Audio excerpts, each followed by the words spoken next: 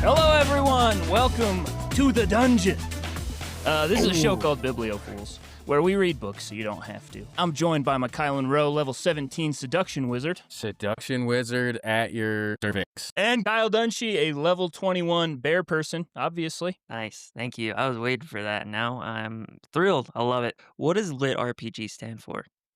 Literary role-play game? Yeah. Why did I even ask? I knew it. It was at the tip of my tongue. If I were to write a LitRPG, it'd be very sexual. No, that's not true. What would you put in there, Kyle? Yeah, why I'd would be it be like, so they sexual? held hands, and then his genes exploded. Ah! Spooky! All right. This week, we are going to dive right immediately in because we read Dungeon Crawler Carl, a science fiction, fantasy, lit RPG series written by American author Matt Dinniman. The series began as a self-published project where Dinniman started by releasing books for free on the platform Royal Road, then began self-publishing them on Amazon in 2020. The story gained popularity for its unique blend of dark humor, intense dungeon-crawling adventure, and the dynamic between the main character Carl, a Coast Guard veteran, and Princess Donut, his ex-girlfriend's cat who becomes sentient and who must fight their way through the Earth after it's transformed into a massive dungeon by alien corporations as part of a high-stakes, galaxy-wide game show. Yeah. Hell yeah. Yeah, It's kind that of sums it up. it's kind of like if you had I'm just off the dome in this, like tonally. It's like if Guardians of the Galaxy went through a Rick and Morty generator and then Okay, landed in Dungeons and Dragons. That Yeah. actually makes a lot of sense. That's a very good explanation for it. Yeah. That's absolutely correct. It's insane. It's a wild, wild book. It's a wild series. Yeah.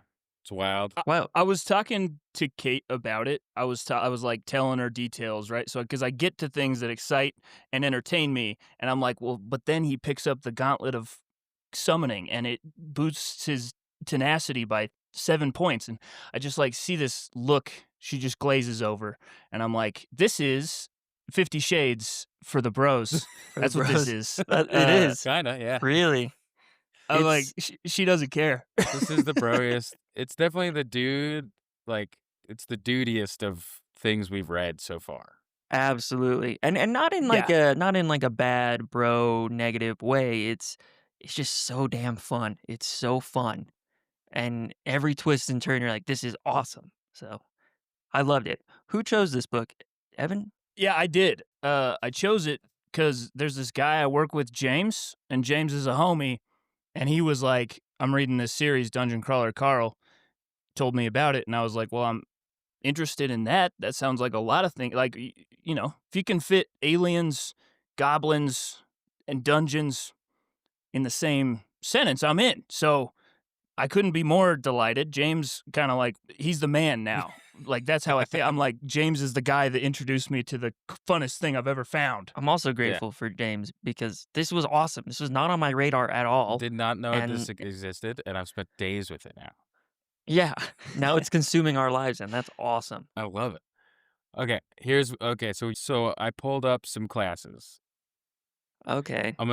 I'll read you off some classes. When I hit one that you like, you have to choose immediately. You can't just like wait. Okay. I don't want to make this boring where you wait till the end and then think about it. It's Oh, rapid fire. what am I gonna Okay, do? We won't be boring. Just the second you hear one that you're like, that's me, pick it. I'll go first. I'm going rogue off the bat. Yeah. Kyle, here we go. You ready? Okay. You got a rogue, cleric, warrior, wizard, bard, necromancer, warlock. Pick one, go. Cleric. Ah, nice. That's what I thought. I'm going to go Bard. Bard. God damn it. Why No, did you choose bard? That was a terrible choice. Okay. I panic. What is cleric? That's like a bishop? So cleric It's like a is bishop? you do healing and divine magic. Evan, Oh, no. he combines music and magic. No, I don't want it. I want to too be a bad. You already necromancer. chose. It's metal. It's too bad. I want to. You guys chose your things, and I have stealth and agility. Okay, and then we got subclasses. So, You can be a compensated anarchist, agent provocateur, guerrilla, revolutionary, prizefighter, corporate mouthpiece, football hooligan, viper queen, legendary diva, glass cannon, master telephone psychic. What the hell is that? It doesn't matter. Pick one. Um, Glass cannon. I'd That's what I be just Glass chose. cannon, high damage output, low defense. compensated anarchist, You want to be an Yeah. compensated anarchist? and I'm only doing that because of book 2 in this series. Fair enough. But I do think it would fit me. Because that's where this comes in, I think. And then the agent provocateur. That's what I'm choosing. What the hell is a glass cannon? Yeah, it's like they can't take a hit, but they hit super hard. So it's like okay. Game & Glass Watch and Mewtwo. cannon. Nobody cares. I It's hate fun. Game & Watch. Man, I would hate playing with you. Is Game You & Watch would, your dude. main? You'd be flying all Like around. Game & Watch? No, I switch kind of back and forth. A little Palutena. A little Bowser sometimes. Not so glass. Who are these but- people Really? that you just said? I do Kazuya. I bought Kazuya, and now I play with Kazuya, and now I destroy with Kazuya. What are these names? It's not That cheap. fits. What happened? I thought Have you've played Super Smash? Super Smash, I bro. played it a couple years ago. What happened to like Mario? It got bigger. And It Link. got bigger. Link's There's good. more people now. Young Link's good. We should get into this book. All right. So, I mean, we didn't do races. You want to choose your Let me race? pull up some dungeon races real quick. Black. I want to be black.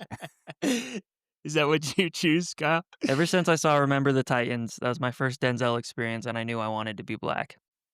Dungeon hub.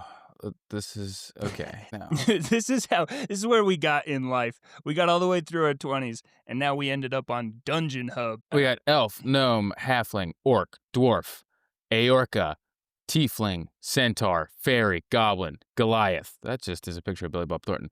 Drow, bugbear, human. I'm gonna be a bugbear. No wait, You're is there definitely another stepping kind on of bear? I Kyle's don't want to thing. steal the only bear. But I don't like bugs. A bugbear. Okay. Despite their formidable build, bugbears are quiet skulkers that, thanks to fey magic, it allows them to hide in spaces seemingly too small for them. This is stupid. Why are we doing this? This is Why- stupid. We're It just doesn't we're matter, picking 'em. Evan. This is why. This is why I like the lit RPGs, because RPGs drive me insane. I'm like, it's so much work, and I got to keep track of all these stats and I roll the agree. dice, and I want to read it. I just want somebody to do it. Just for me. do it Okay. for me. And that's why this book works, because I don't have time for RPGs in my life. I'm a grown-ass man. That's fair. We're, That's right. we're grown men with responsibilities and lives, or some of us are. McCollum just filmed a movie. He doesn't have time for this shit. I'm too cool. I am going to just pick ours for us. Okay. Okay, you pick ours, and then we'll move on. Kyle's an Aorca. He's a winged person. Okay, thank you're you, a, actually. You're a That's man. badass. Thank you. You're a man eagle. Evan, you're a dragonborn. You're a dragon man. Hell yeah. Yep. Or hatched from an egg. You have breathe weapons. Uh-huh. You can fly. Tough skin. And then I will go a halfling. I wanted to be halfling. I choose a halfling. Amazing. And I, yes, that's mine. Good. Well, the story begins. Unsurprisingly, we find ourselves again in the Pacific Northwest. I know. I was gonna say, dude, that's insane. Can't get away from It it. begins on a freezing January night at 2:23 a.m. in Seattle. In a moment and without warning, every man-made structure on Earth is instantly flattened, atomizing billions of people. The protagonist, Carl, survives by sheer chance. He was outside in the brutal cold, wearing only boxers, a leather jacket, and a pair of his ex-girlfriend's ill-fitting pink Crocs, trying to rescue her cat from a tree. He's left standing in a silent, desolate landscape of churned dirt where a city once stood, suddenly facing the immediate threat of freezing to death. Yeah, and this happens in like 3 pages. It's insane awesome. that the whole world gets destroyed in like 3 pages, and you're with Carl. You're like, what the hell is going on? But I gotta keep reading. It's good. Yes. So the cat jumped out of the window in the morning, which is uncharacteristic of the cat. And that's why he's outside. The old lady like sticks her head out the Oh my window. Oh, yeah. That was fun. And she gets decapitated because the building. Yep. And so he's just looking at her head, and he's like, her body's gone, but her head is 100% still here, and I'm looking at it. Ugh. Yeah. It gives you, it's a great way to just tell you what kind of tone we're living in Yeah. the first few pages of a book. It's like he gets outside and he's like, "This stupid cat. My girlfriend's out of town with some guy. Clearly they're sleeping together." Anyways, this old broad is yelling at me and, "Oh god, the world is changing." Like, you know, Everything's gone. it's just Yeah. it's very clean, fast, awesome. Yep. It's not more complicated than that either. The buildings just are flat now, and if you're inside, you're screwed, including like tents. They're like if you have any roof above you, you're just pulp now. Like that's how Yeah. it Yeah, works. if you have an umbrella, what about hat? Yeah. Yeah, you're done. That's a Hats. good question. I think if you were wearing a hat, you're They fine. don't ever explain. Yeah, you're fine if you have a hat. I don't remember why I did that specific thing. I know why they did it, but why is the way that they did it to It's smash? efficient. Because It's they fast. it's to bring it all into the dungeon. That's the way I saw it. They Oh, they smashed sucked everything so they everything could down. recycle it into the dungeon. Ah, Yes. So let's meet our cast. We have Carl, 27-year-old ex Coast Guard Marine technician. Carl's large, physically capable man who just wants to avoid drama. He's pragmatic, resilient, and completely unprepared for the absurdity he's been thrown into. He's planning on breaking up with his girlfriend because she's cheating, but not until he's done babysitting her prized cat, because he's a good person. he's a good guy. He's a little emotionally not stunted. He's got some issues. He's got stuff. Yeah, he's going through the motions. Yeah. Mm. The cat. So, her name is Princess Donut, the Queen Anne Chonk. She is a pedigreed Persian show cat. Initially, she's exactly what you'd expect from a pampered prize winner cat. She's aloof, spoiled, completely indifferent to the world around her. Yeah. That was the it was a surprise. Cuz I'd seen on the cover there's the cat, and so I just thought the cat would be with him. I did not realize that the cat is honestly kind of the main character. In a lot of ways, yeah. She's kind of a big deal, that's for sure. She's the queen, And yeah, Yes. and she's a cat. she levels up. I don't completely remember, but she levels up so fast and becomes like their leader. And it's Yeah. great. Yes, so this cat, spoiler alert, does become like fully sapient and is a full-blown character. But right now, she's just a cat. That is Just a important cat. to say. She's just a regular old cat. Now that the world is flat, Carl's trying to process what's It's happening. flat. All the robotic things on voice- the world were flattened. The world isn't flat. Yes, Thank let's be you for that clear. clarification. I think that's important to say. World's not flat. Everything's been flattened on the world, so most people are dead. Yeah, so for any of those Yeah. of all the 50 people that listen to us, if one of you dumbasses is a flat earther, We just want to isolate our audience even more. I want to isolate That's that right. one person and let you know I don't support you. We love you, but we don't support you. We don't subscribe to your worldview. But subscribe to ours. Biblo Fools. A robotic voice speaks directly into the minds of all survivors, delivering an announcement that sounds like a corporate legal notice. Earth has been legally seized by the Borant Corporation under syndicate law for resource mining. The pulverized remains of the planet have been repurposed into an 18-level world dungeon, an intergalactic reality game show. Survivors, now called crawlers, are given the opportunity to fight through the dungeon to reclaim their world. In the frozen expanse, Carl sees a glowing entrance appear and has no real choice but to run towards the warmth and enter the game. And they do give you the option, right? You can go into the dungeon or you can just try to live. Yeah. Like, you don't have to. Yeah, it's like you can try to survive with whatever clothes you're wearing, and that's it. And if you're like a survival guy, you're probably like, yeah, I'll take my chances. I know how to survive off nothing. But most of the world is completely ill-equipped to deal with anything like that. So it's a choice, but not really a choice for most people, especially because it's cold in the northern hemisphere. So all those people got to get warm. If you think about it too much, it makes your head hurt. A little This bit. whole thing. Yeah.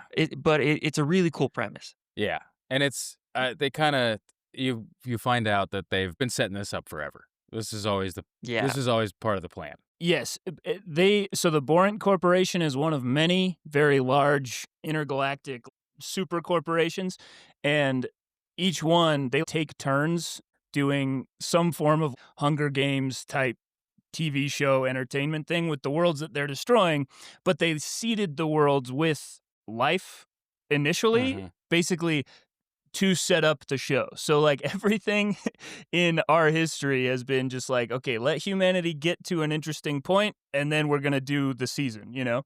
I had this question.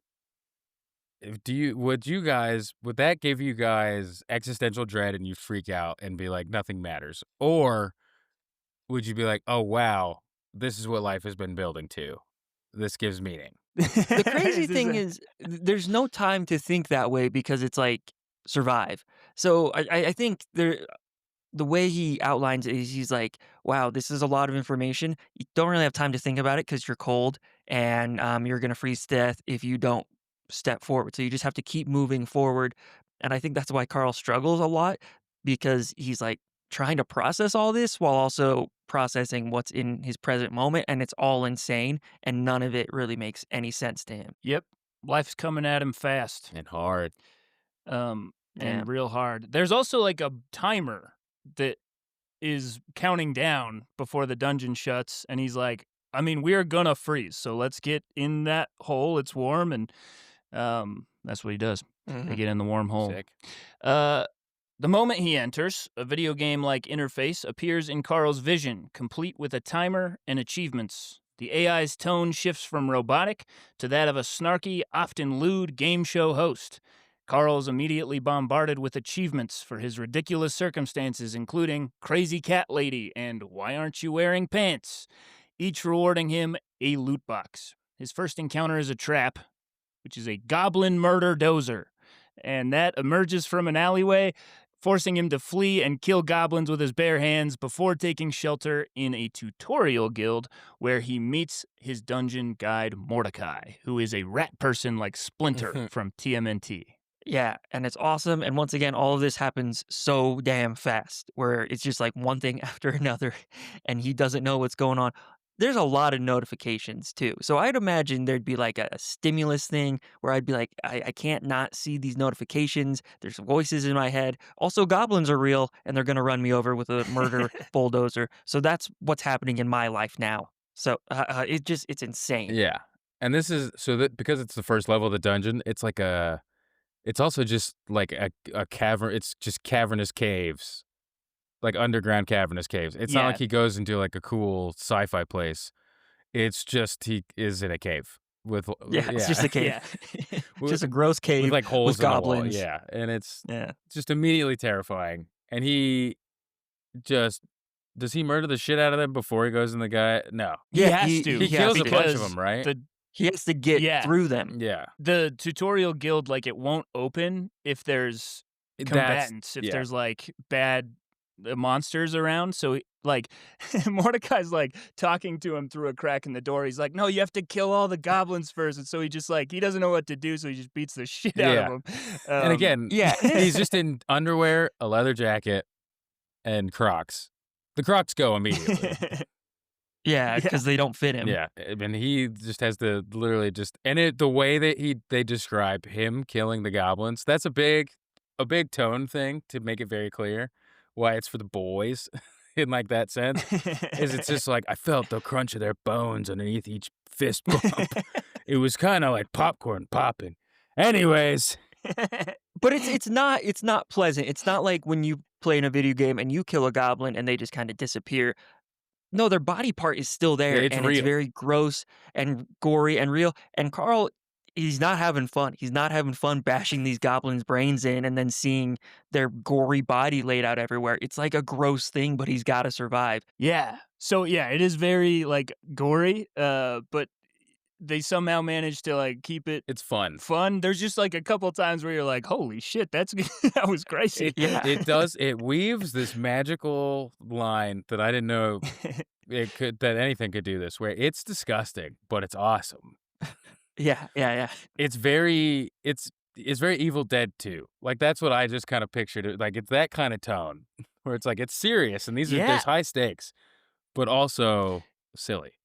I love the writing because it draws a line between a lot of things that you would think don't go together. Like there's parts that are very heartfelt, and then other parts which is like this couldn't be less serious. What's happening right now, and then also like it's sci-fi, right? This is aliens have taken over Earth. but then we're at goblins just like in the next Yeah. paragraph, right? So it's like fantasy and sci-fi at the same time. It's cool. It's really good. The writing, I could talk about it more, and we probably would. But like you said, there are moments where I'm like, this is the coolest, most exciting thing I've ever read. Yeah. But then it's also like, man, I feel really bad for Carl, because he doesn't want to be killing these things. He doesn't know what they are, and there's this weird humanity to it. But it's also the most exciting adventure book in the world. I can't say enough of. I've never read anything like this before. I don't know if I ever will again, but it's awesome. No, this thing hit like Yes. crack. It just Yeah. oh my goodness. I read Yeah. the first book in like a day. I turned it on and after specifically after this bit, I was like, "Oh, oh, this is what it is. This Oh, is yeah. we're locked in."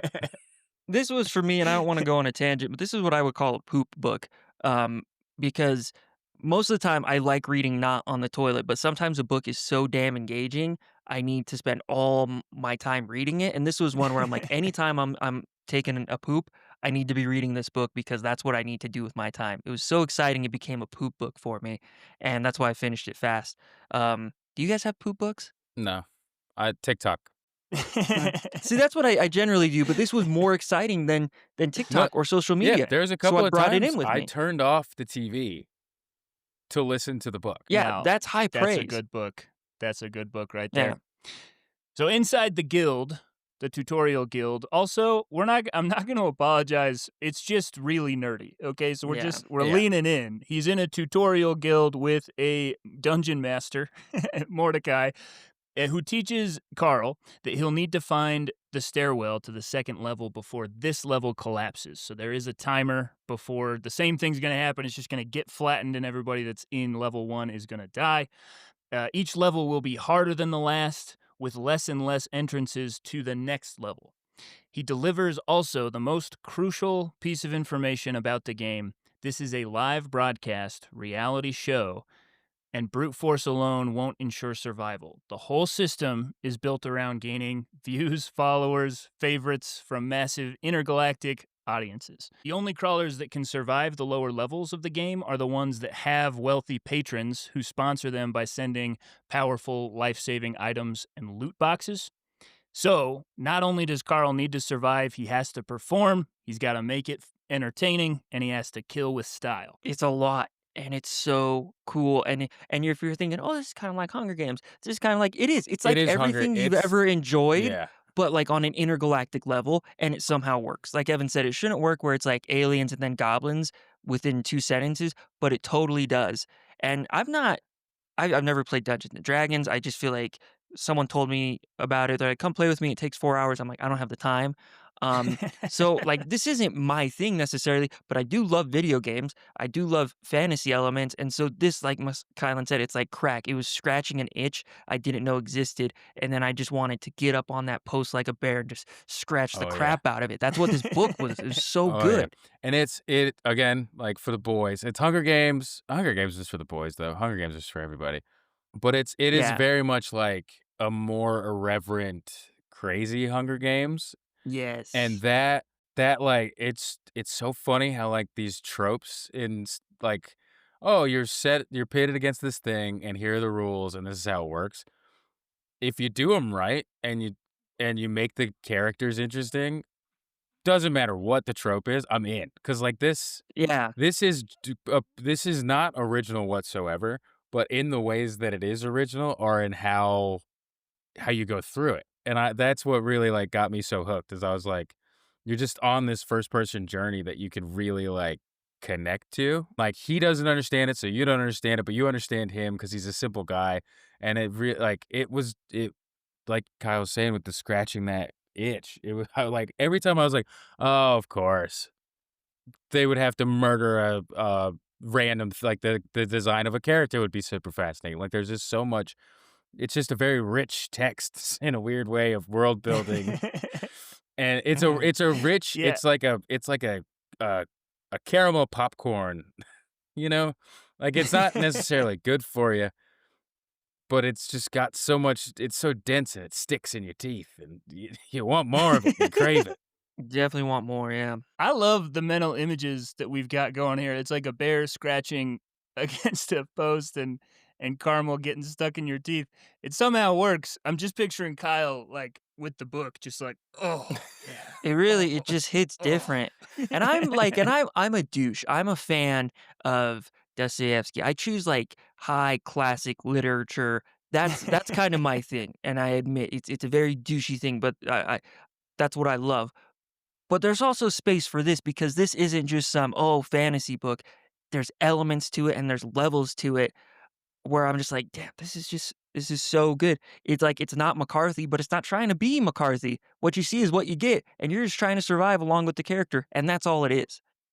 That's right. We were getting a little too sophisticated. Had to bring it back down to our basest desires. Yes. Or is this also sophisticated?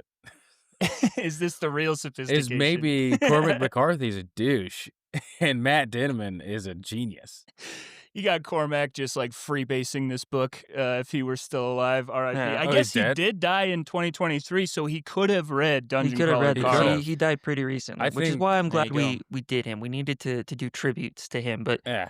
next time we'll do different books. Also, I read the final of the Border trilogy, and it's just as sad as you think it is.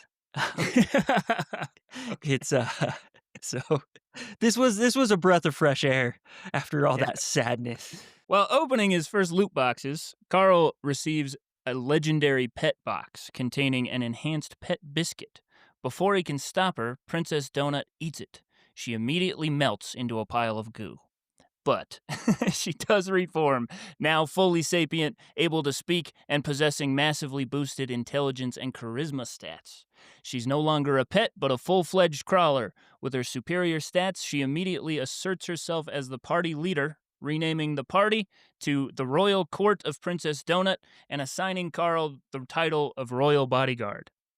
And Carl just kinda goes with it because Yep. he's like, "I don't know what's happening. First, I thought I killed my ex-girlfriend's expensive cat because it's goop, but now it's in charge of me." And he's like, "Okay, cool. Like, Fine.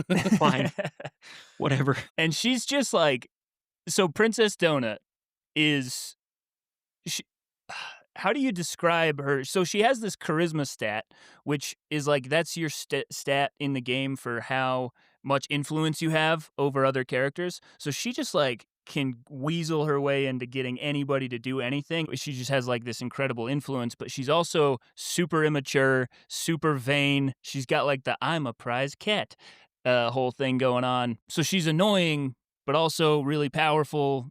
I don't know. They have kind of a thing, Yeah. Carl and It Donut. it's I mean, it's the perfect dichotomy where she is just outspoken and loves pop culture, and Carl is just put one foot in front of the other, constantly like waxing poetic about the situation they're in and what it might mean. And it honestly, I hated Donut for the first half of this book. She was super annoying, and I was like, I can't stand this character. It's killing me. And then somehow She won she's you won over me with over. that charisma, To dude. be fair, Absolutely. to be fair, Yeah. I will say, and this is a hot take, she's my least favorite character in all of the books.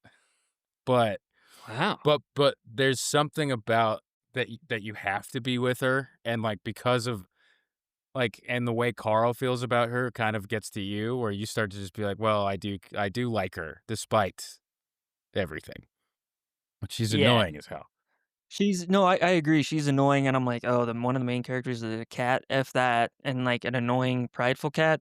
I can't get on board, but I got on board very quickly, and because she's so necessary to the story, and Yeah, it works so well with Carl, and it's just so damn creative. It's like nothing I've ever read before, yeah. and that's what I Yeah. loved. I loved, like McCullen said, there's so many elements that are not original, but then he combines it into something where it's like its own brand new thing, and I thought that was awesome. And Yeah. it's a great job of writing an He's annoying character. Like Yeah, you can have a character who is supposed to be annoying, and that works. Like there's a clear yeah. line that she has in her character of like she's supposed to suck, but you do love her, and that happens to you as the reader as well, and it's great.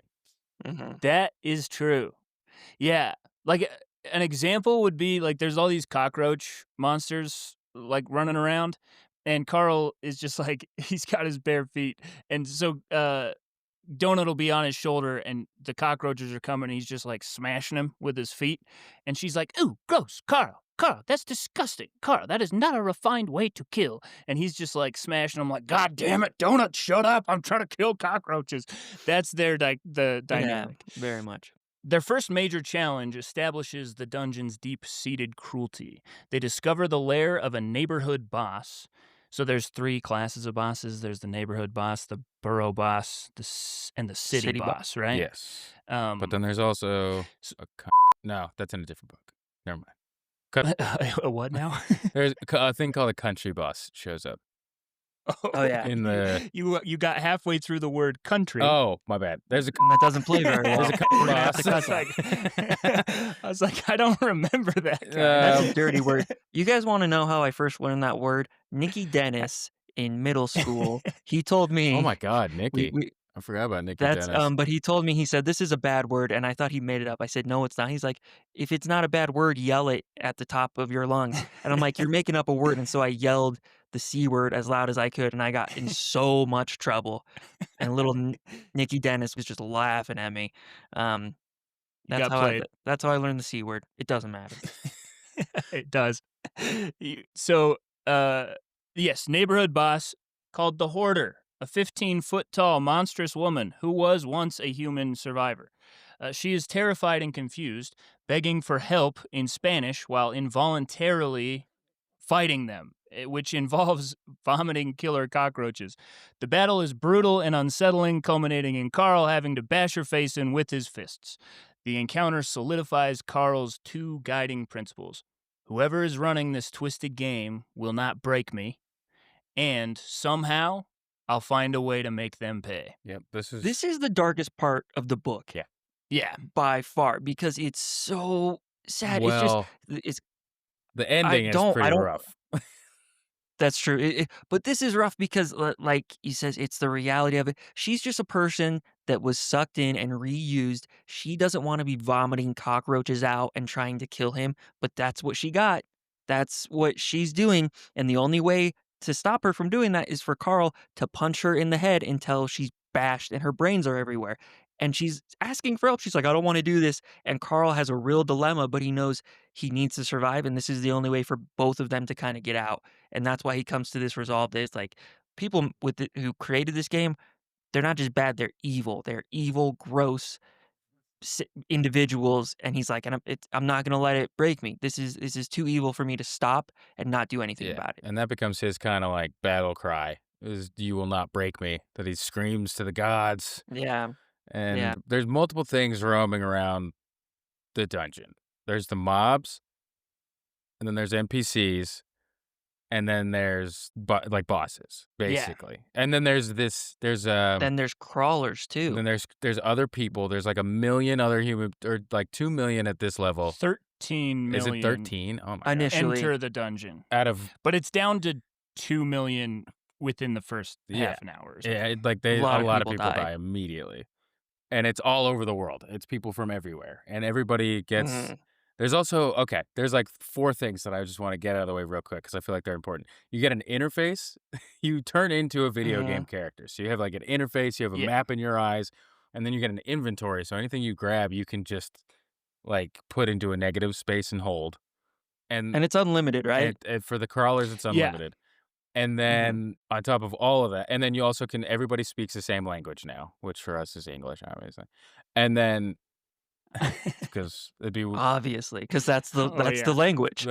but then, and then they run into these characters where it's the mobs, mobs are like programmed monsters. And then there's NPCs who are people who are from, like aliens from the outside world who are like working and like doing service in the game. Mhm. Yeah. And they're real, they're actual aliens and people from other places, like Mordecai, who are stuck. Yeah. And some of them are former crawlers who are stuck playing the games. Yeah. So it's More often very complicated. Yeah, so yeah. but to your point, like more often than not, these aren't just robots. These are like real biological things with feelings who are Yeah. forced into this role, whether they like it or not, and they're just trying to survive in their own way, whether it be they're running a pub or whatever it is. But like there's a oddly enough like a humanity to this that is very sad because these aren't just it's not like you're just bashing robots. Like there's real feelings and emotions attached to all these different creatures. Yeah. And then like everything that you kill is an organism. There's not like some easy like, Yeah, oh, I'm just stepping on it. Like other than like the bugs, like even the goblins that he has to kill, they all have like personalities. And the book really yeah, and goes like out of its way to like explain that. yeah, which adds a weird depth to this It book, does.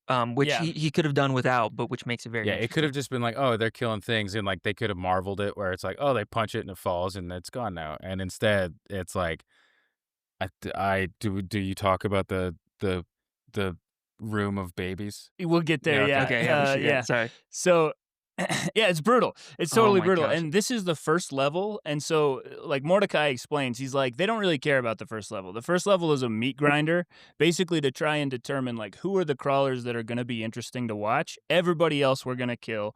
We're not going to like risk expensive resources from other planets. So we're going to make the bosses out of recycling actual people that were on the surface that chose not to enter the dungeon. So that's like this hoarder lady. They just found an actual person and then like made her gigantic and huge. And so, Yeah, they just put the game logic on top of this actual human being.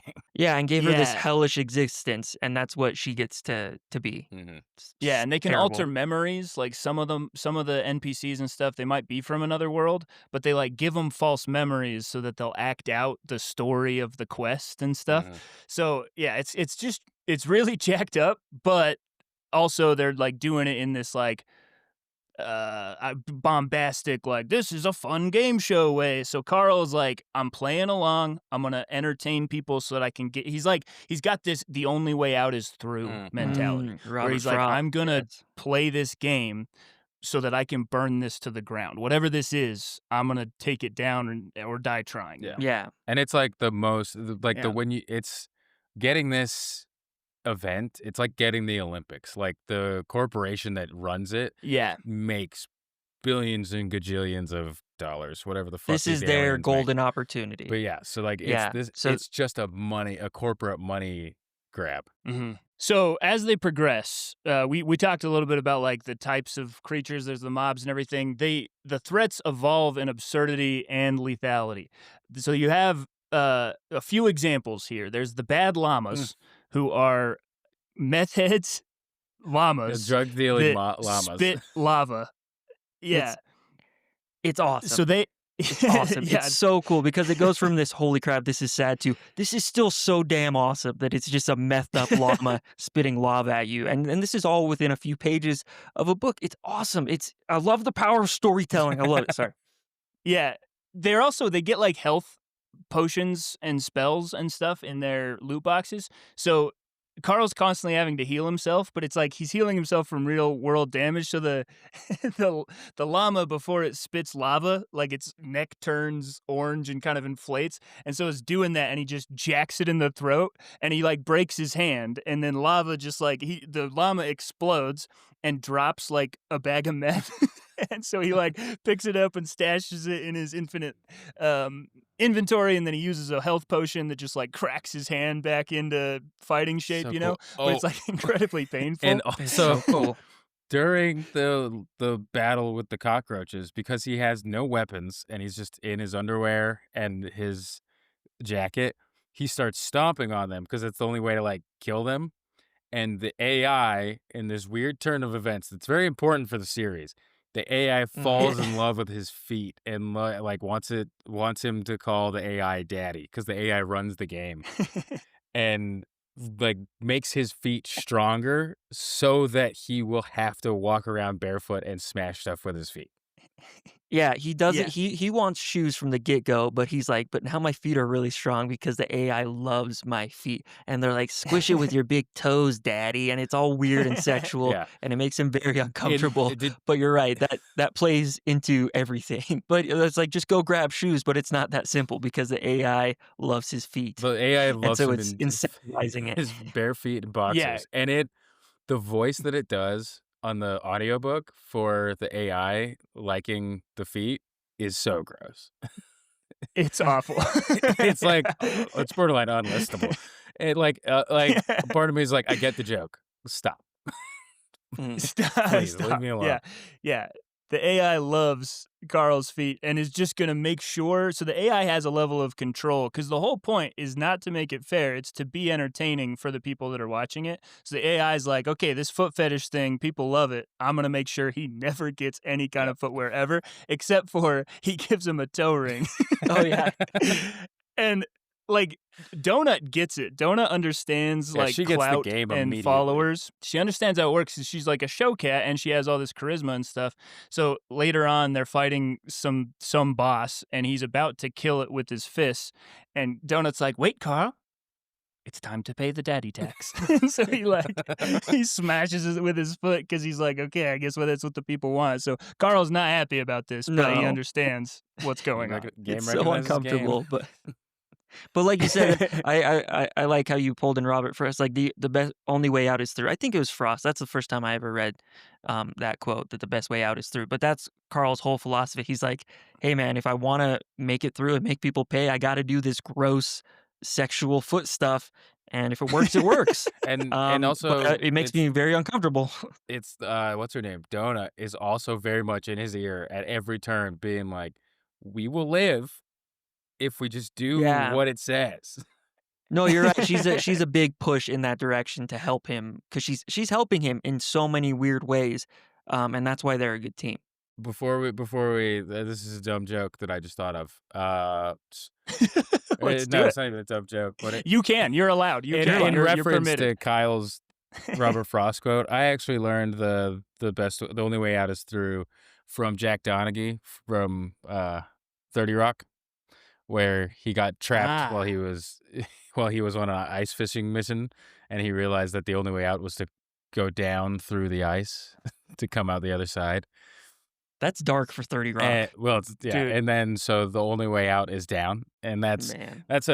so in the show, it's just if you want to survive, sometimes you just have to make things worse, You got it. and I stand by that All to right. this day.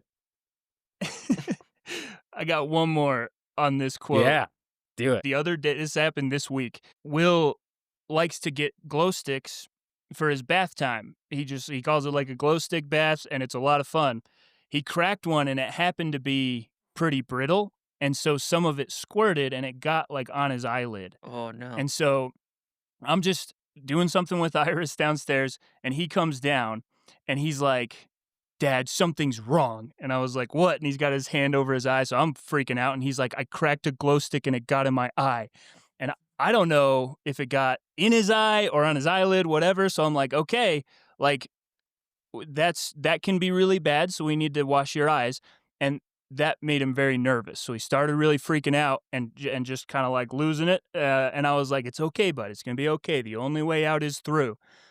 What he thought I meant was the only way out of his eye for the chemical was through his eyeball into his brain. And he was like, "Wait, the only way out is through my eye?" And so he's Poor guy. freaking out. And I was like, no. Like, sorry, that's a phrase. We're going to talk about it after Yeah. this is done. And so I'm washing his eyes out and he's freaking out and he's like, "Oh," and then suddenly he was fine. He went from like, this is a code red to like, all right, so am I good now? Can I go? Can I just take my bath now? So anyways, then later Oh, we man. talked about what I meant by the only way out is through is us in this together, not the glow stick chemicals going through your eye to your brain. Oh my gosh. I love kids' brains. I wish. Seriously. It's the best. I think I That's have a amazing. kid brain when it comes to anxiety. Yeah, Because okay. you're I think doing that's- the I free think- yeah. associating. It's like that's the most childish my brain gets, which is frustrating because that's like as an adult, that's what you use your imagination for. Is like if this happens, then this will happen, and then this will happen, and then this will happen, and it's the same process as Catastrophizing. it's Yeah. like that's catastrophizing. And I'm just putting this together now as we're talking about it. I'm like, what Will did, I do that about like, well, what if my life doesn't mean anything? I just turned 30. Sometimes rent's kind of hard to come by. Oh God, and like it's the same thing, but it's just like the evil demon version.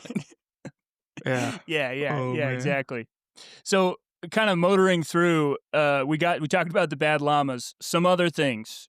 Goblins who make sadistic war machines and dynamite, but Carl can like pass through the goblins because he's got the goblin tattoo, so they sort of like respect Oh, him and leave him alone. well, the reason he And then gets the they goblin meet tattoo isn't that because he kills? because he no, I don't that's remember. before That's because from he has to before. get it to get Oh, there. okay, sorry. So somehow he got it from a loot box or something. So they go into this room of Oh, goblins. he got it and from the they- first thing when he killed them all, and he blew them all up. He Yeah. blows them up. He And blows that up gave the him a the murder dozer. Yeah. Yeah. So then, so he's part of like the Goblin Guild, and they go into a goblin factory where they're making dynamite and machines and stuff. And there's these two like shamanka, which is a female shaman, I think, and Donut like wins them over and names them Rory and Lorelai, like the Gilmore Girls, and convinces them to like build them a motorcycle and give them a bunch of dynamite, and then tells them that the llamas have meth. And so the goblins leave to go fight a drug war with the llamas. And while the goblins are gone, they're like, well, there's all this dynamite here. Let's make a giant cart of dynamite and kill the boss, which is like a goblin king. So they just open the door and push the dynamite in and then close the door, and it explodes. And then Carl gets all these achievements that's like baby killer. And it's like, it turns out the goblin king was surrounded by goblin babies, and he's killed like 1,000 of them. So he's a bad person now, and he gets the pass to the bad person club, the Desperado Club. But he didn't mean to do that because he's just like, hey, this is gonna be easy. We're gonna push this card in. It's gonna explode the boss, but he can't see. But because Donut's a cat, she can see what's in there. So as they are running away from the explosion, he's like, "Did you see the boss?" She's like, "Yeah, the boss was big and scary. There were a lot of babies in there too." He's And then like, the "What?" explosion goes off, and Carl's like, "Oh no!" He's having a hard time dealing with the fact that he just killed all these goblin babies. And the AI rubs it in his face. So yeah, hard. and the AI really Yeah. makes him Like, feel it. ew, you're a piece of shit. Yeah, really. Oh man. And that's how It's the another example AI of- talks, by the way. That wasn't me doing a bit. It literally is Yes. like, hey, buddy, you're a fucking asshole. Anyway, Even like yeah, and that's and I read this one, so like, but that's how it comes across. The AI is just this douchey, not broy, but just it's like a radio DJ. That's kind of how it comes yeah, across. it's like a zoo crew. Yeah. yeah, 106 in Park. No, that's, well, yeah, kind that's of. a TV show, I think, on BET. Anyways, Is that what Charlemagne? It doesn't matter. We need to get through this. No, that's the Breakfast Club. correct. So they get Thank you. the problem is this is like all these little details and rabbit holes and stuff is what makes the book so fun. We'll try and get through it quick, but they also find grotesque engineered monstrosities like the juicer, who's a roided up troglodyte, who's always like, bro, why you hitting me, bro?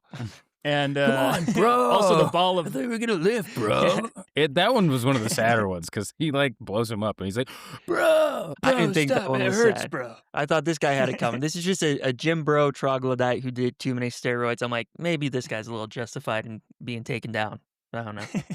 well, yeah, that's right. There's also the ball of swine, which was my favorite boss from this book, which is exactly what it sounds like. It's just a giant ball of pigs that threatens to crush anyone who enters its lair. I love this book because it takes these core ideas and it's like, let's make them so weird and original. And like, I just loved it. This read like playing a video game, and that is awesome. Like, that's a really cool thing I've never experienced before. Yes, and with each victory, they receive these loot boxes, which grant them various spells, potions, upgrade, equipment. So a few of those are the enchanted crown of the sepsis whore, which is for Donut, obviously. And as well as the goblin copper chopper. So she just puts the crown Go ahead. on. This is because this is important. Yeah. Especially in the book I'm reading. But she puts this crown on, and Carl's like, because whenever they look at a thing, it gives you a breakdown of what it does. And one of the pieces in the breakdown is that she'll have to kill all the other members of this family to pass from one level to another in like the 10th level or something. And Carl's like, well, wait, Donut, maybe don't put that on. And she just tosses it on. She's like, woohoo, I love it, a crown. She's like, but I'm a princess. Yeah. Yeah. Not thinking about it at all. Yeah, I haven't gotten to that book yet, but that's going to be a haven't either, problem. yeah. The fact that she just instantly equipped that crown. There's also the Goblin Copper Chopper, which is the motorcycle that the goblins build him, and the Enchanted War Gauntlet of the Exalted Gruul, which makes it, this is kind of metal. Every time he makes a fist, it turns into like a spiked gauntlet, so it protects his hands because they keep getting broken. So it like buffs his bare knuckle fighting skill up the wazoo, and it comes with like a, a warning that's like, if you're fighting adherents of the war god Gruul, there's like a 1.5% chance that if you hit the thing, it'll turn into the war god Gruul and just he'll just obliterate you immediately.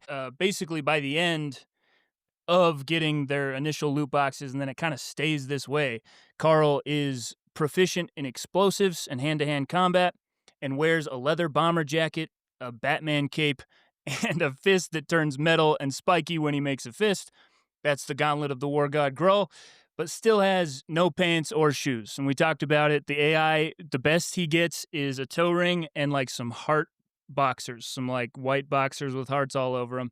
And Donut, she wears a metal skirt, the demonic tiara, and fights from a distance with necromancy spells and laser eyes. Yeah. Yeah, she's got those crazy cat laser eyes that are really The cool. That are magic very useful missiles. because Yeah, that's like their whole yeah, thing. because Yeah. yeah, because Carl's a close quarter explosives guy, and she's, I mean, they're a good team. She's got magic and distance, and so it works. Yeah. And Carl takes to Yeah. all this stuff And- pretty quick, I would say. Yeah. He starts to figure shit out real fast. There's also I like we won't spend a ton of time on it, but there's the skills. So there's like a ton of skills Yeah. that you have to unlock by actually having the skills. So by default, because he's an electrician, he has like, level 3 electrical assembly skill. And then there's like different bonuses that you get for leveling up the skills by doing that thing. So he gets like the motorcycle riding skill and the explosive skill and the bare knuckle fighting skill. And so things like he keeps getting better. And like Max said, he's really savvy. He figures out what to do to put himself in a good spot. He's a good plans guy. And I did appreciate that they Yeah. said like he was in a military situation being in the Coast Guard. So that makes sense. Like that helps make it make sense. And then also the the electrician of it all, like that, like it makes it so he's really good at figuring out the game that they have to play. You know what I mean? And like what this does, what that does, what this does. Like he's very good at seeing like the current of the system. But and that was an electrician. That's electricity. Oh, it's an Electricity joke. pun yeah. for those that missed Wow. it. But it does. That's one thing I did appreciate is like it very much shows the book takes a lot of time to go through his skills and their loot boxes and what everything that they're wearing can do and what it means and how it works. And Yes, it a lot of time. it does take a lot of time doing that. And it can That's the one critique Yeah. I would have, is that it's like I don't need to know every single thing he picked up. It does add to the world building, and I appreciate it. Um, but after a while, like after I've read like 2 or 3 pages of this is the item he got and this is what it does, I'm like I don't necessarily need to know that. I get why it's there Yeah, though. it helps to listen to it because you're just you're just like, oh cool. Like you don't have Yeah. to like sit there and just if I see a laundry list, Analyze. yeah, I'm like, oh fuck Yeah. this. I would skip that so fast. Yeah, it's very much like the first level of a video game where it's a lot of exposition and it's a lot of, but like it starts to pay off. You grow with the character, and that's why these things work. Yeah. And this is, I would say this one is probably the best book in the series that I've read so far. We're going to do all the series, so we'll see. But because of that, like that growth that Carl goes through and figuring out what's going on and like you get so involved and like care so much about the stats of stuff because it's like, because there's nothing else. You know what I mean? Yeah. Yeah. They also, so they have the stats, they've got the items, they got all these monsters to fight. There also are other crawlers in the dungeon. It takes a while to like run into them, but they encounter some friendly, some decidedly unfriendly. So, for instance, early on, they're ambushed by Frank and Maggie, who are crawler killers who hunt other crawlers for experience and loot. But they escape from them, and later, after following some spray painted signs, they discover the 4-person staff of the Meadowlark Nursing Home and their 38 wheelchair bound patients, as well as a mysterious homeless woman who definitely knows more than she lets on.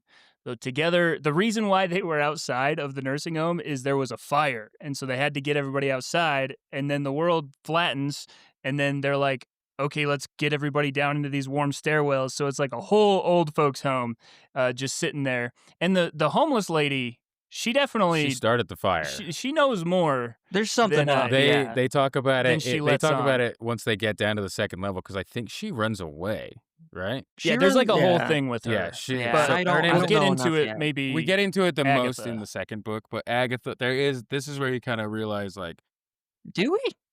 Sorry, I just read the second book, and is it not I the second I book? feel like Agatha's hanging out in the background, and I don't quite She know. But pops up anyway, at she random. knows her more role. than she lets She knows on. more than she lets on, that's what you need to Yeah. know.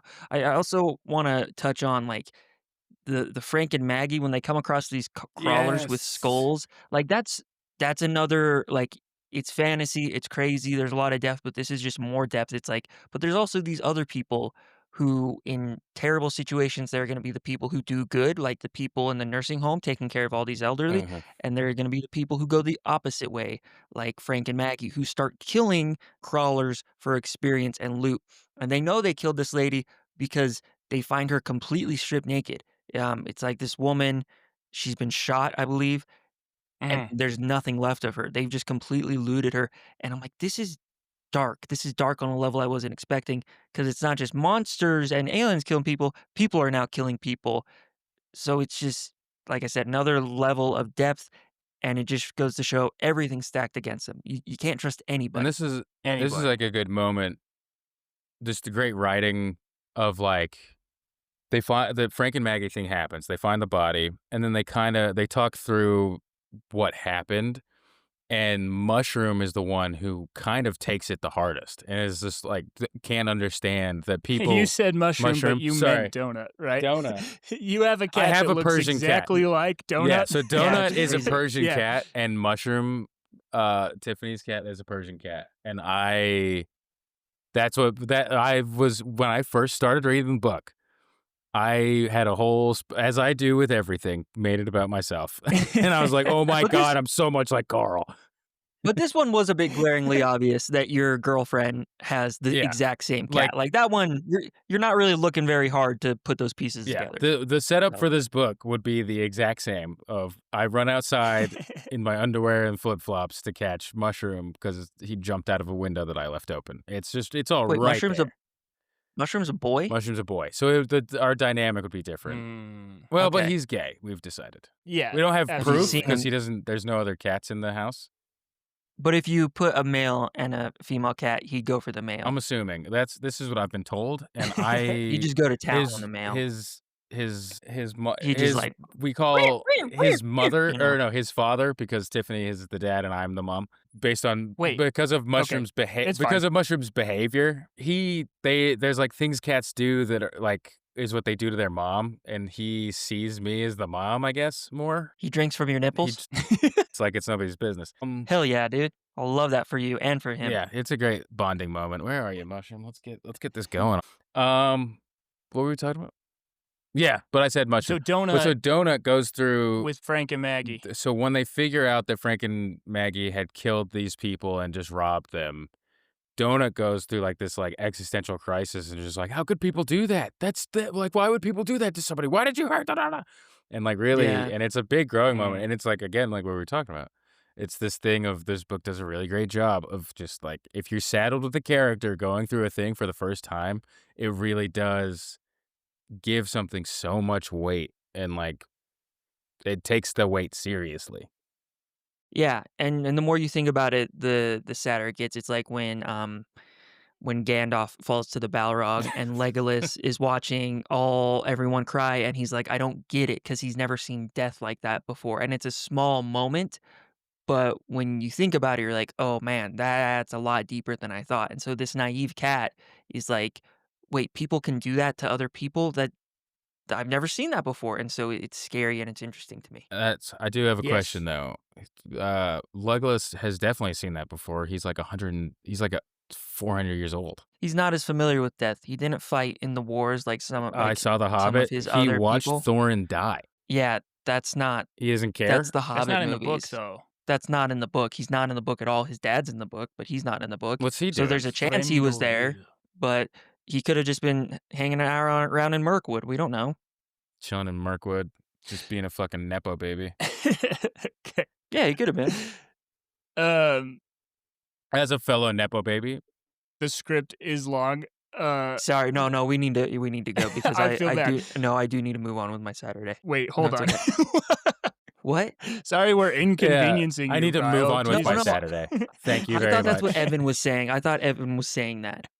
I'm just Get out of giving you a this hard time. lug, this slog No, with you it's not. guys. It's not that. It's not that, guys. Stop it. Stop it. Just dragging ass with you fucks. Mushroom attack. Speaking of dragon Oh ass, yeah, speaking of dragon ass. they don't fight a dragon, but that would have been a great segue if they That did. would've been great. They do drag fight their the ass. ball of swine Ball of swine, which is cooler than a dragon in some ways. in some more ways. complicated. They with the old folks home, like the nurses, they all go, they like train and then they go defeat the ball of swine, which gives them passage to the second floor, so they've made it. But when they go down the stairwell, they pop into an interview show. So they are covered in gore and they just like get them all cleaned up. And then they go on to, actually, they don't clean them up. I think they No, walk that's onto they the leave 'em, stage. Yeah, as covered is. in gore. And they are on the hit show Dungeon Crawler After Hours with Odette. So this is a late night show that covers, it's like a third party that covers what's going on in the dungeon, and they interview them. And Donut, with her massive charisma, becomes an instant star, charming the intergalactic audience. Carl, meanwhile, is saddled with the unintentional catchphrase, "God damn it, Donut." And they're like, "That's what you are. You're the goddamn it donut guy. That's what you say. You say that all the time." And they play a montage of all the times he said it. The social stats explode overnight, turning them from anonymous survivors to celebrities. After the show, the host, who is a former crawler herself, Odette, is important. She gives them a bunch of advice. She's like, okay, this is the only place that you've been so far where the cameras aren't on. So I'm going to tell you a few things. The game is rigged for entertainment value. So the only thing that matters is you have to be more valuable alive than dead. And if they find like a good way to kill you that's going to be fun and entertaining, they're going to take that. So you have to make sure that you surviving is more interesting than if you were to die. And she says, "Don't trust anyone." Don't trust anybody. Yeah, even herself. Good advice. Which is kind of like, well, then what do I do about this advice you just gave me? If I can't trust She you. says, don't trust anyone until you know their motivation. Which is fair. And they're like, well, what's your motivation? Yeah. You know? She's like, I'm not going to tell you. It's like, well, then I'm not going to trust I you. think What the she hell? does, right? No, She's like, she if does. you're entertaining. Oh, no, she says, I bought rights to you. Oh yeah. So if So the you get as longer- far as you can, I get a ton of money from you being famous. So Yeah, so she does tell. Yeah. theoretically, she's trustable. The second level is more of the same. Lots of zany enemies to beat the shit out of, notably the Krakaren, Yep. which is a mixture of the Kraken and an abrasive middle-class mom who's a member of a dungeon-wide MLM called Rev Up, and they make moonshine, which then allows Carl to make Molotov cocktails, which the game names Carl's Juggabooms. And as well, a compulsory appearance on a sadistic game show culminating in an encounter. So they're on the game show. There's this orc guy, the maestro. He's like he's like the Joe Rogan, like the worst version of Joe Rogan as an orc, and that's this maestro guy. And he's just broy and big and panders to teenagers, and Carl just hates him immediately and puts him in his place, and it's great. Yeah, and they do this game on his show where they like pause a battle and then like try and get the players to gamble on who's gonna die in this battle, and then they like unpause it. So Carl humiliates him, and then the internet makes like a fanfic porn of him and the maestro, and Of him everybody banging the loves maestro, that. yeah. Yeah, that goes viral, so they get even more followers from that. And people are like, "Is it real?" He's like, "Did I really bang this orc man? No, I did not." No. What do you mean, is it real? The second level culminates in an encounter with a rage elemental from the 13th floor. Are we getting a call right now? Is this a listener? Are we taking a listener call? Hello, listener. We're ready to take your call. Hi guys, my name is Jed. Your name is what? Sorry? Your name is what? My name is Jed. What?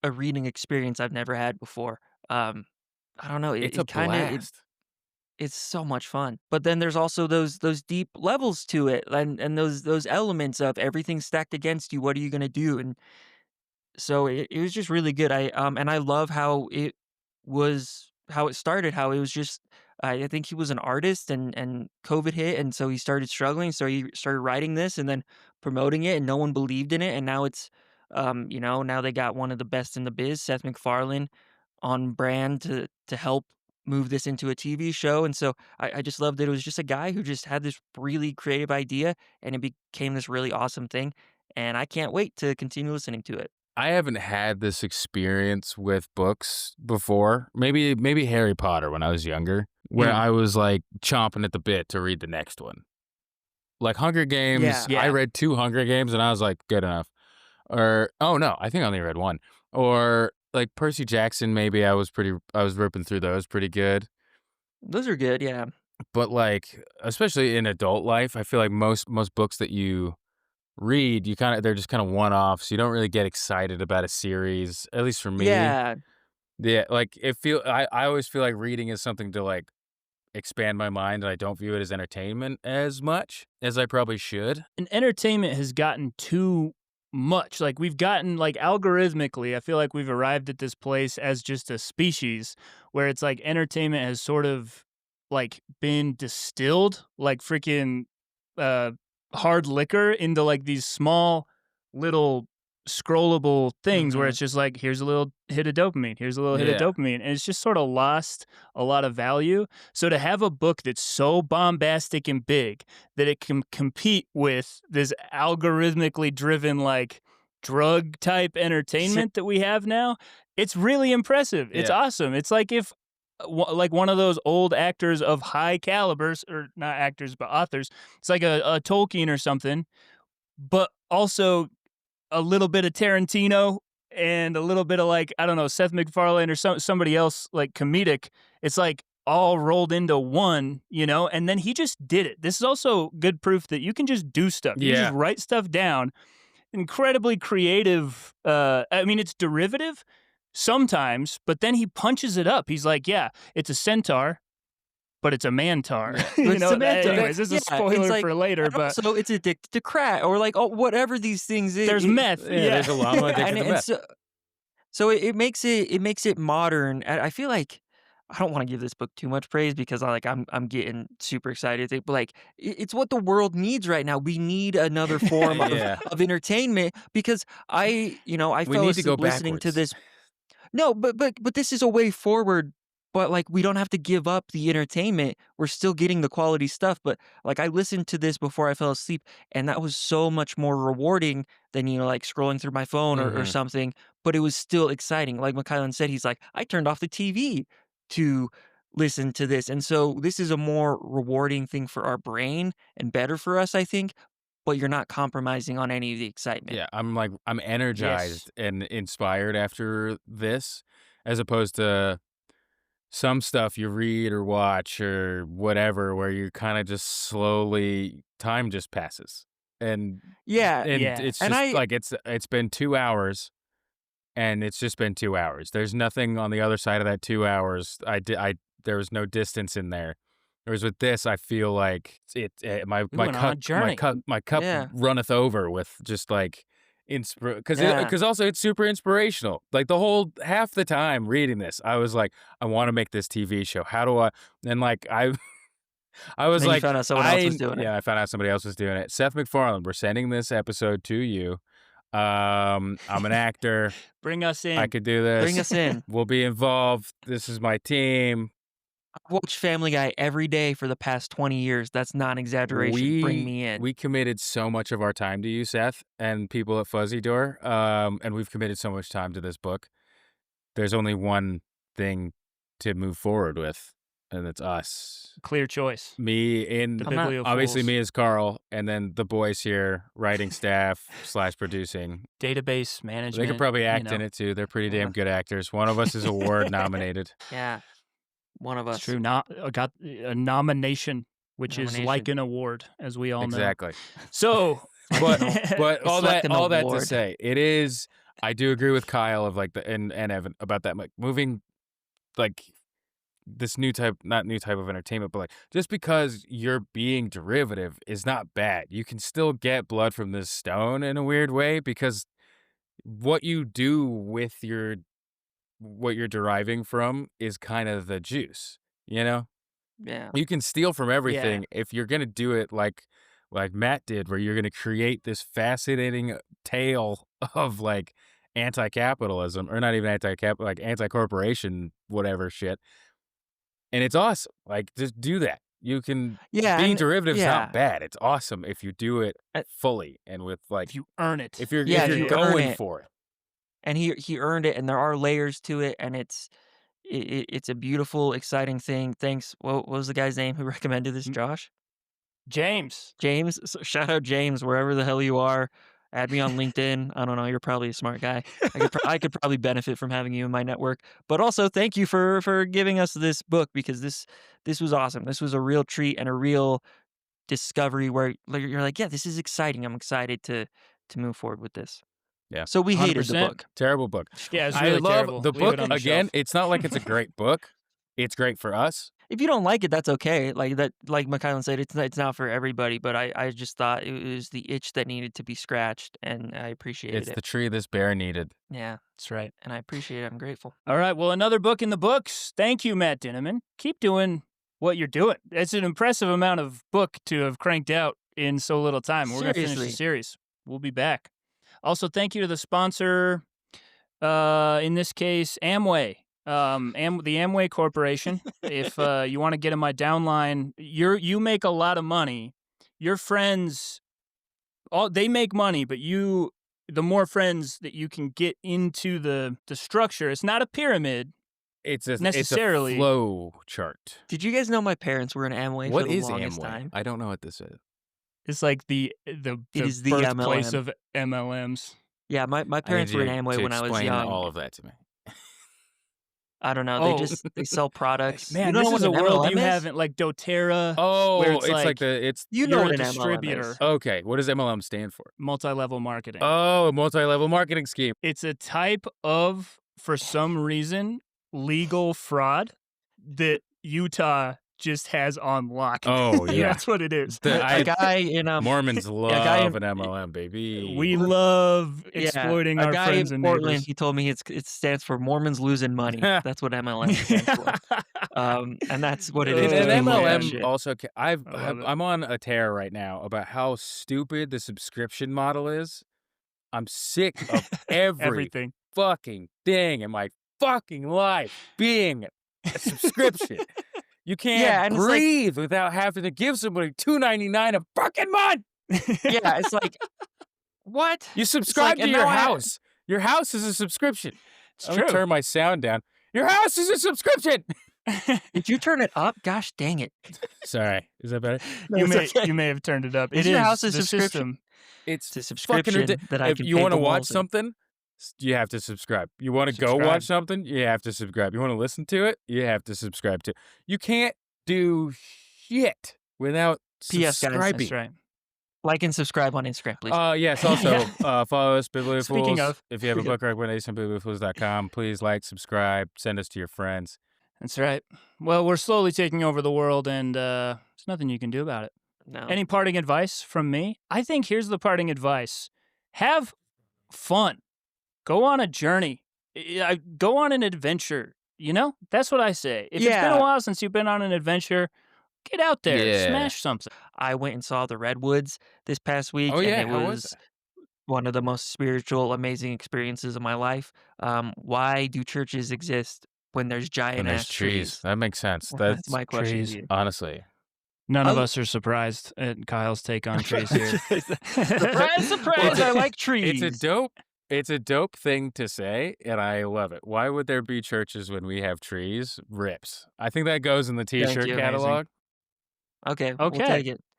Okay. Well, I love it, and we love you. And we will see you all next We week love you. with a different book that's not a DCC book or a Dungeon Crawler Carl book. But then we're going to be back with Dungeon Then we'll Crawler be Carl. back. You best But believe. don't All you right. worry. We We love got you. books. Other books. All Bye. right.